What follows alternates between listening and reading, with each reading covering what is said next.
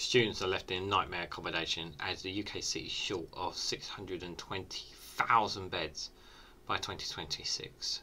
We're going to read more of this from the exclusive from REGANELITE, guys. Let's go.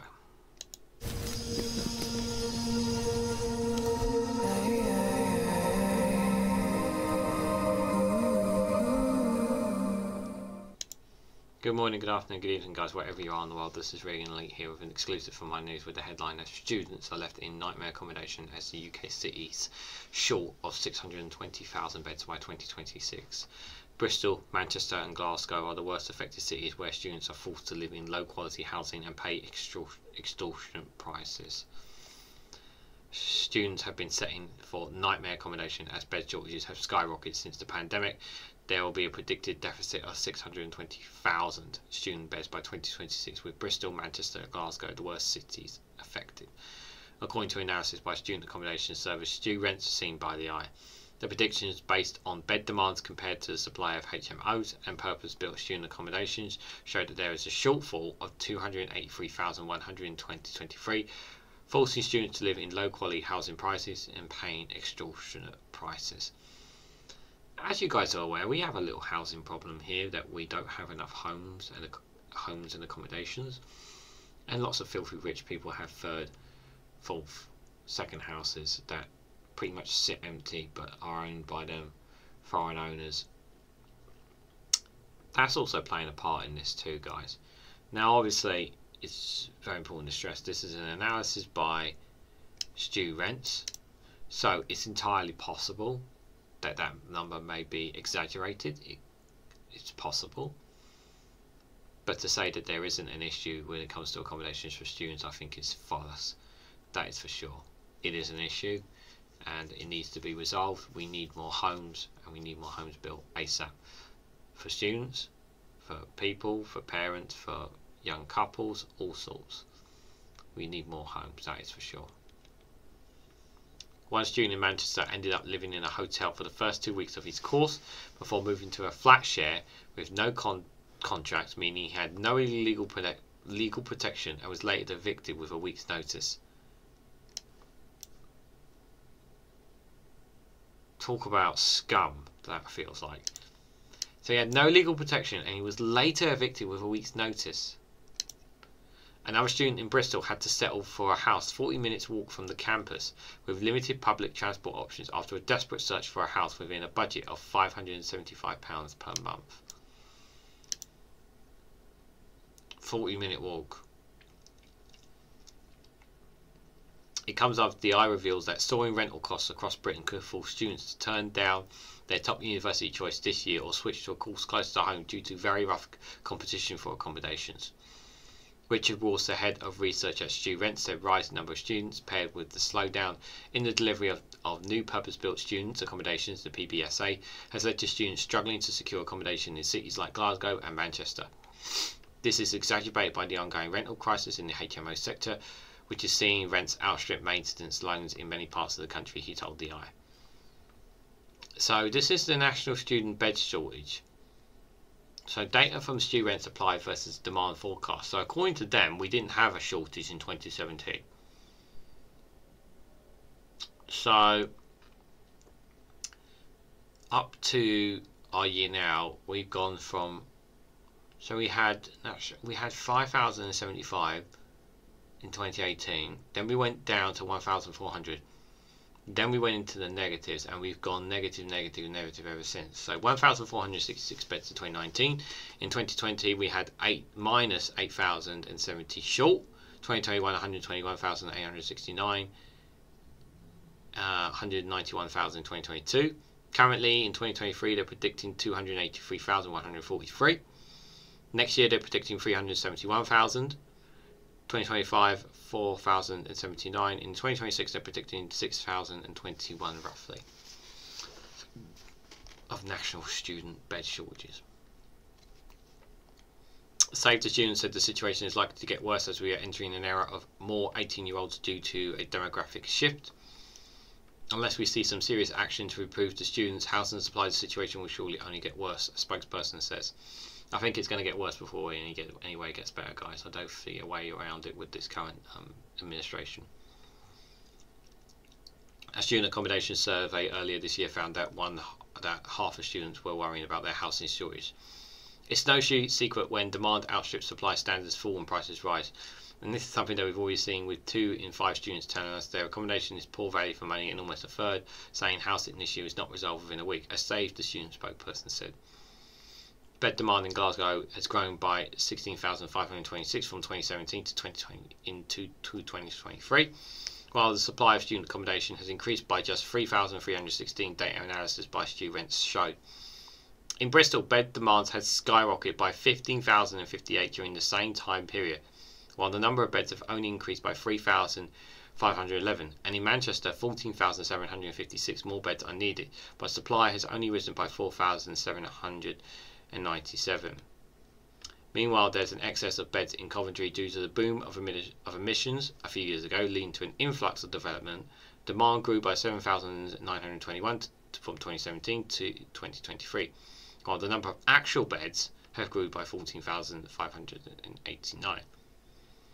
Mr. Wards from StuRents said the situation shows no sign of letting up, with fewer student accommodation developments planned over the coming years after reaching peak in 2016. He said significantly fewer student beds are being submitted or approved each year. In 2016, 72,000 beds were proposed and plan permissions were granted for 56,000. Whereas in 2022, this dropped to 27,000 proposed beds and just 24,000 granted permission. He attributed this to a number of reasons, including suitable sites, competition from other land use, and an increase in construction and financial cost. So this is apparently an example from one of the students. So I stayed in the hotel for 2 weeks. Askuwana Adasu, if I've mispronounced the name, I apologise, 23, was forced to stay in a hotel for 2 weeks after moving from Nigeria to Manchester for legal practice for the course at the University of Law. I was trying to find accommodation for 2 weeks, and while I was staying in hotels, really affected by the way I was engaged in the course, he said. He missed 3 lectures of the intern course by scrambling to find more suitable accommodation after moving to the city for a master's degree. That's just crazy. Mr. Asu had found a private landlord on Facebook after searching around housing websites, and even narrowly avoided getting scammed by someone advertising a room on social media. We had a viewing, but I was not really able to inspect the place properly and will do my due diligence, he said. And the landlord said property would be gone by tomorrow if he did not want it. He took the room and there was no contract, leaving him in a dangerous situation. Legally, he was forced to move into a smaller room and eventually evicted. He said it was a nice experience living in a place where there was no contract, and the person's family came back and I had to move rooms to accommodate the family. Then a few months ago, the guy came into my room and said I had to leave within around a week. I didn't know what exactly was going on. He said the experience was very stressful and he had other things going on in his life and that he needed sorting out. Mr. Asso eventually moved to a student accommodation with a contract where he's staying now. Another student, Lily Busher, said finding a house in Bristol for her final year of university had been a nightmare due to a shortage. A group of 4 girls had a budget of £575 per month for the house, but they ended up living far away from the campus. We're now living 40-minute walk away from the university and there isn't really a bus, she told the Eye. I'd rather live closer, and I think everyone would, she continued, but we're trying to make the best of a bad situation. The house is really nice and the rooms are big, but it's far away from everything, which isn't fun. Mrs. Busher had just come back from a year abroad, but said her future flatmates ended up in tears while searching for an appropriate house. She said the situation got much worse when she looked for a house 2 years ago, and she recalled finding a 10-bed house 5 minutes walk from university relatively easy. It comes after the Eye reported that a group of Bristol students moved into an exceptionally dirty house on mould on the walls, a slug on the floor and plasterboards hanging from the ceiling. Jesus. Izzy Rushford, student living officer at Bristol Student Union, said high demand for housing forces students to pay high prices for bad conditions and long commutes, as properties in cities are unaffordable and competitive. She said predictions on the growing bed shortages are disappointing yet unsurprising and called for universities to be held accountable. Universities refuse to acknowledge their role in the bed shortage crisis and continue to expand but not increase support. Not only will this detrimentally impact students' well-being and education, but it could leave students homelessness, he added. Mrs. Russell's called for the crisis to be addressed with rent caps, more accessible and graduate schemes. A University of Bristol spokesperson said the student accommodation team is available to offer help and advice to any students who are struggling to find suitable accommodation. In addition, our student union has its own legacy agency who can give legal advice and support students to get the right accommodation for them, they added. Punter and Bandy, RC23, A student at the University of Law in Birmingham claimed that his landlord changed the tenants' different rent prices for the same accommodation depending on if they knew the person. When there is a shortage of accommodation, landlords could have more power. They could get away from doing worse and worse behaviours. Mr. Bani Hassan from Iran said international students were often worse off as they are less likely to know the city really well, have fewer resources to look for suitable, better price housing. Last year, he said he paid the deposit on the property in Birmingham and signed the contract, but was ultimately unable to live there as a guarantor and needed an income above $45,000. Because my guarantors did not fill their income requirements, the only option they gave us was to pay all the accommodation fees for all the year up front, which was impossible for us to do without putting ourselves in massive debt, he said. This meant we had to find somewhere else at the last minute. That's horrible. 2 years ago, Mr. Bandiassi wanted to live with 3 of his friends, but there was no suitable housing option. They ended up living in a university accommodation in Leicester. Even after I left the city, my friends stayed in the same student accommodation because of the lack of choice, lack of trust in private landlords, and a lack of time to fully explore the housing market before the new academic year started. A spokesperson from the University of Law said it was aware of the difficulties from students that are facing in finding accommodation in parts of the UK and has appointed a specialist consultancy firm to look into the problem. We know this can be a stressful time for students and we want to do all that we can to support them, they said, and that students can look for housing options on the accommodation portal or to get support on the University Accommodation Service. The National Union of Students, the NUS, said the figures from StuRents are the latest indication of how broken the student market is. Parents and families have been hit by the cost of living crisis as much as students, and the amount of support students receive from families has dropped from £44 per week in 2022 to around £34 per week, said an NUS spokesperson. The NUS called for a root and branch reform to fix the dysfunctional higher education system with measures including rent controls and a rent freeze keeping maintenance loans up with inflation. Yeah, something needs to be done because rents are way too high. A student accommodation survey by Save the Students earlier this year found that half of those surveys were worried about housing shortages. It's no secret that when demands outstrip supply, standard falls and prices rise. And this is something that we're already seeing from with 2 in 5 students telling us their accommodation is poor value for money, and almost a third saying housing issues are not resolved within a week, a spokesperson said. A University UK spokesperson said accommodation is a crucial part of a student's experience, and universities understand the importance of students to family. The current housing market is causing some difficulties for many people, students included, and universities are extremely concerned about the impact that they have further reductions in private housing stock could have upon their communities.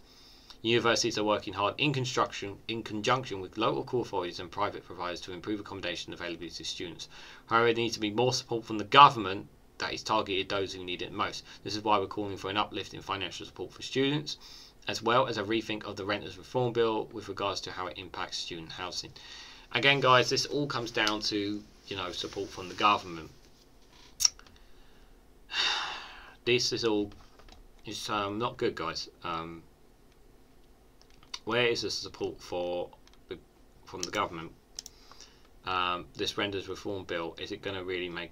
Is this making a difference? I don't think so.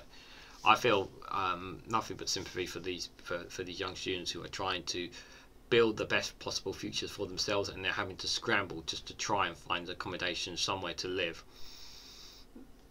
And they're having to put themselves either in debt or pay outrageous prices just to find a place to sleep. Because that is essentially what they're going through right now. And yes, we are already struggling as it is when it comes to families and couples and that who want their own homes. We need more built houses, and unfortunately, the sad reality is that it's easy for the Labour government to come in power saying we're going to build more homes. And the problem is, guys, it takes time, and it takes money, and it takes investment, and it's going to take a while. So unfortunately, I feel that things are going to get worse before they're going to get better. It's the thing I'm going to have to be blatantly obvious. And I don't know what more I can say really to try and put this in a positive perspective, but I just can't, guys. What do you guys think? Are you surprised by this story? What do you think should be done in the short term that could make a difference now, that could help now? opposed to ideas for the long term, guys. Let me know down in the comments below what you guys think. Like, share and subscribe as always. Thank you very much for watching, and I hope to catch you all very, very soon.